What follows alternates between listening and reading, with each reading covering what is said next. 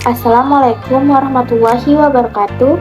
Perkenalkan, saya Dea Restamawangi dengan NIM 2202100035. Di sini saya akan mempresentasikan mengenai standar pelayanan publik. Dan terima kasih kepada Ibu Risna Dewi, SOS MSP sebagai dosen pengampu mata kuliah Manajemen Pelayanan Publik. Baik teman-teman, izinkan saya mempresentasikan materi mengenai standar pelayanan publik. Di sini saya akan mempresentasikan materi mengenai standar pelayanan publik, yang dimana materi tersebut terdiri dari pentingnya standar pelayanan publik, dan apa itu SOP dan apa itu SPM. Pentingnya standar pelayanan publik.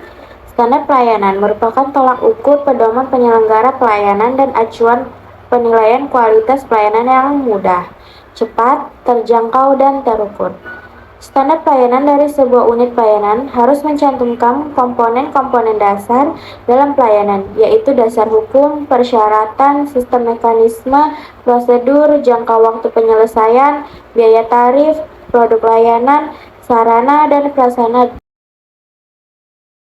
Dalam pelaksanaan standar pelayanan menjadi sebuah acuan pelaksanaan pelayanan. Selain itu, standar pelayanan yang telah disusun dan ditetapkan oleh unit pelayanan publik harus dipublikasikan kepada masyarakat, baik melalui media sosial maupun media elektronik, sehingga semua masyarakat mendapat pelayanan dengan gambaran yang jelas mengenai bagaimana keadaan pelayanan tempat tersebut, kemudian mekanisme, waktu pelayanan, biaya, dan berbagai hal yang disediakan oleh unit pelayanan publik. Dengan demikian, aplikasi pelayanan publik, masyarakat dapat memahami baik atau buruknya pelayanan yang diberikan apabila pelayanan yang diberikan tak sesuai dengan pelayanan yang dipublikasikan. Masyarakat berhak untuk protes atau melapor unit pelayanan. Sebelum mempublikasikan pelayanan, publik juga diwajibkan untuk menyusun maklumat pelayanan. Dengan adanya maklumat pelayanan untuk penyelenggara ini, berarti unit pelayanan membuat janji apa yang ada dalam standar pelayanan. Dan ini memberikan kekuatan hukum bagi masyarakat apabila unit pelayanan publik tidak memberikan pelayanan sesuai standar pelayanan yang ada. Cakupan standar pelayanan publik. Dalam cakupan standar pelayanan publik, terdapat beberapa istilah yaitu SPM dan SOP. SPM atau standar pelayanan minimal yaitu ketentuan tentang jenis dan mutu pelayanan dasar yang merupakan urusan wajib daerah yang berhak diperoleh setiap warga secara minimal.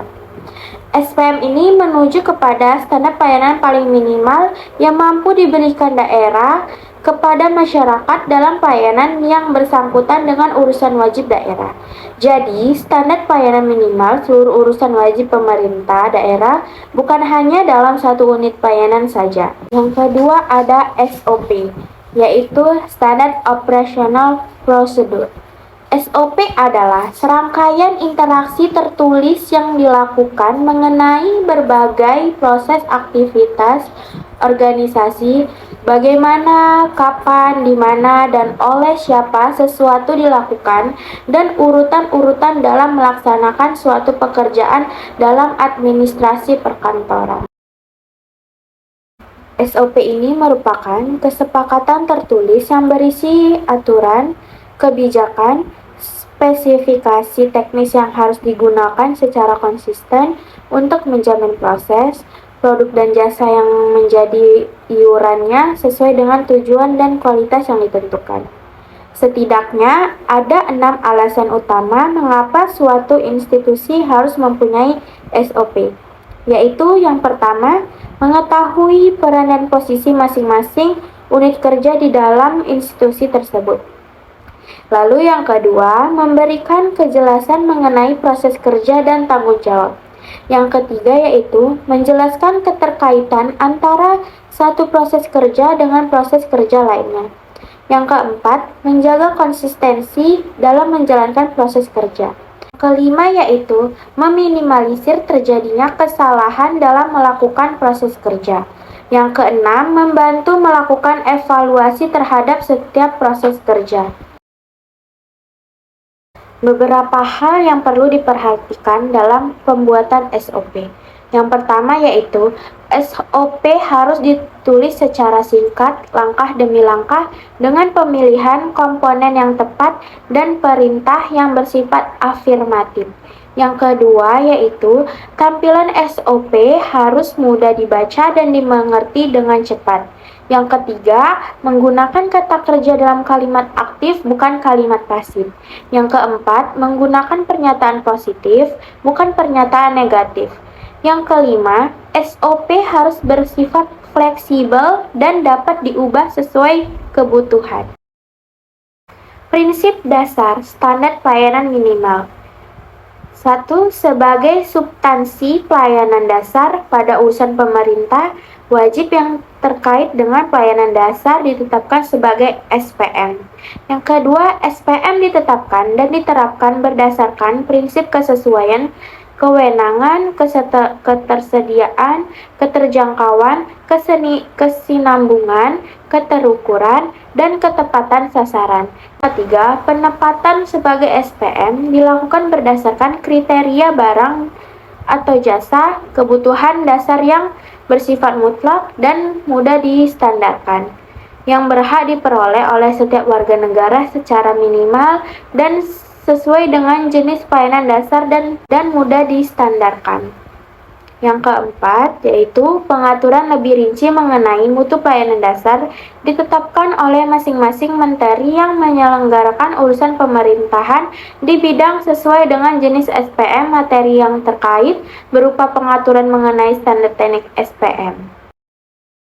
Berikut merupakan contoh dokumen SPM di bidang pemerintah dalam negeri di kabupaten atau kota.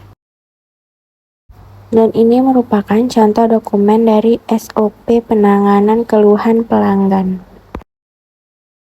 Baik, di sini saya akan sedikit memaparkan contoh kasus mengenai standar pelayanan minimal yang ada di rumah sakit. Seperti yang sudah saya analisis, sarana dan prasarana pada rumah sakit banyak sekali yang belum memenuhi standar pelayanan tersebut, yang dimana kurang memadai khususnya pada peralatan penunjang medis. Terus, kurangnya koordinasi dari berbagai pihak di rumah sakit sehingga struktur birokrasinya belum kondusif. Lalu, di posisi atau sikap pelaksana kebijakan seringkali bertindak atas kemauan sendiri, khususnya pelaksanaan kebijakan pada pelayanan medis atau dokter spesialis seperti datang visit tanpa memperhatikan jadwal pelayanan, yang dimana dokter-dokter ini suka-suka hati. Dokter kadang seringkali menganggap sepele pasiennya dan seringkali terlambat mengunjungi pasien dan mengontrol pasien. Lalu, hal tersebut menunjukkan bahwa sikap dari pelaksanaan kebijakan belum mendukung terhadap implementasi kebijakan standar pelayanan minimal. Lalu, ada juga munculnya ego sektoral dari latar belakang pendidikan implementer pada implementasi rumah sakit. Hal ini dikarenakan lemahnya kepemimpinan dalam menekankan ego sektoral dan membangun kesadaran kolektif organisasi sehingga hambatan dari implementasi kebijakan rumah sakit tersebut. Dalam pengertian tersebut, SPM dan SOP memiliki makna dan arti masing-masing. Akan tetapi, kesamaan mengenai SOP dan SPM namun kadang-kadang membingungkan penyebutan istilah.